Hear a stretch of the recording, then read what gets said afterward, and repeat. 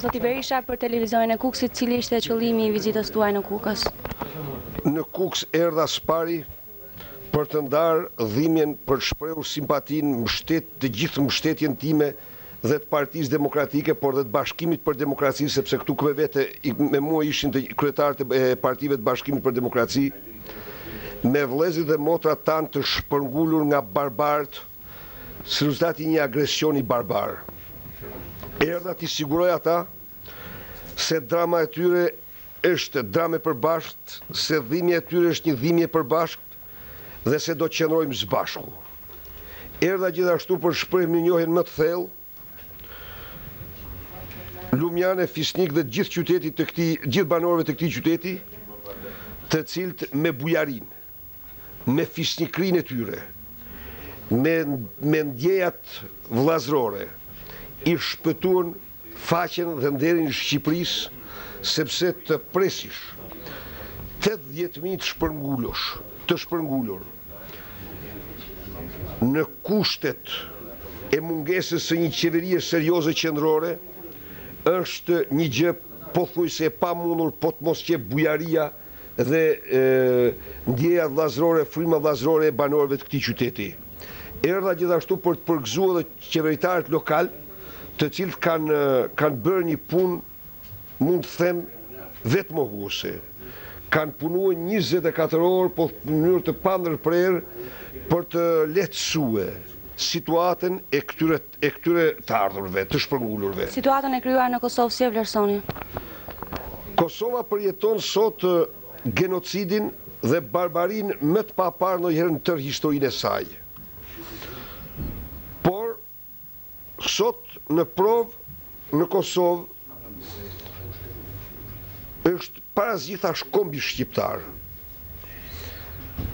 Beteja për Kosovën është betej për të ardhmen, për ekzistencën ose mos ekzistencën tonë. Ne kur, si kom, në rast se humbasim Kosovën, pothuajse humbasim të ardhmen tonë.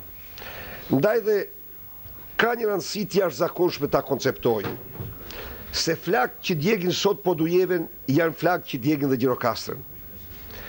Ka një rëndësi sot ta kuptojmë se një Serbi e ciflitur nuk mund të na mund kur dhe nuk duhet të na mund kur. Ka një rëndësi ta kuptojmë se ata që duhet të sakrifikojnë të parët për shtëpitë që kanë marrë flak, duhet të jenë dhe janë të zotërit e atyre shtëpive. Ndaj dhe, edhe nga këta që kanë ardhur këtu, edhe nga të gjithë të tjerët, kudo që janë, duhet të përgatitemi, duhet të përgatit për t'i dhënë përgjigjen barbarëve. Sot NATO-ja po lufton në qiejt e Kosovës dhe të Serbisë.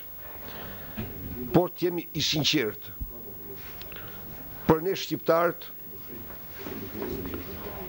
do të ishte e jashtëzakonshme sikur të parët që të luftonin të jenë zotërit e atyre shtëpive. Në këto momente çndrimin e qeverisë shqiptare si e gjykoni? Në këto momente më duhet të them përsëri se linja e Kretës, qeveria shqiptare ka një përpjekje për t'u shkput nga linja e Kretës dhe unë e kam përgëzuar kryeministrin, zëvendës kryeministrin dhe disa prej zyrtarëve tjerë të cilët e kanë kuptuar se linja e Kretës është linja e tradhtisë kombëtare. Po ajo çka nuk më pëlqen mua, dhe që nuk mund ta pranoj, pse nuk e denancojnë publikisht. Do thoni ju, po pse ti Sali e kërkon nga për çqillim e kërkon këto.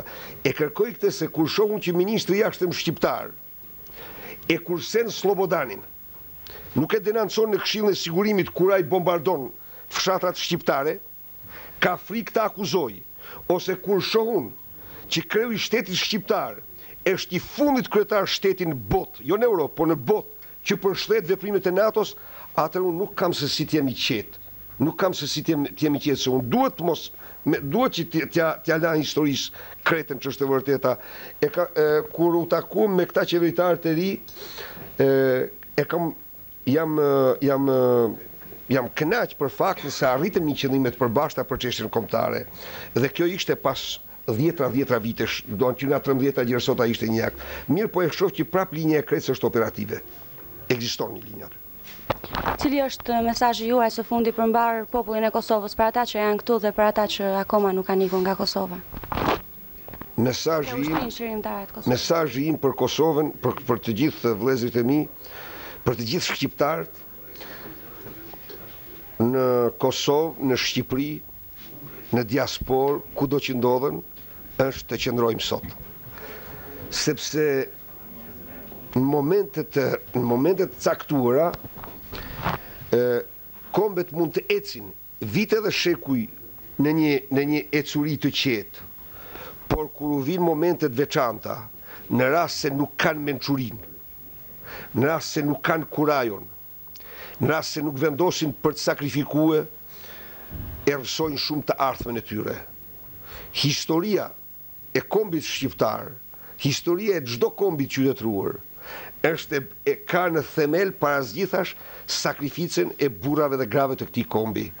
Ata që sakrifikojnë, ata që kanë moral për sakrifikue, për dinjitetin e tyre, për fëmijët e tyre, ata fitojnë. Ata s'u mbasin. Edhe ky është apeli që u bë shqiptarëve sot. Faleminderit.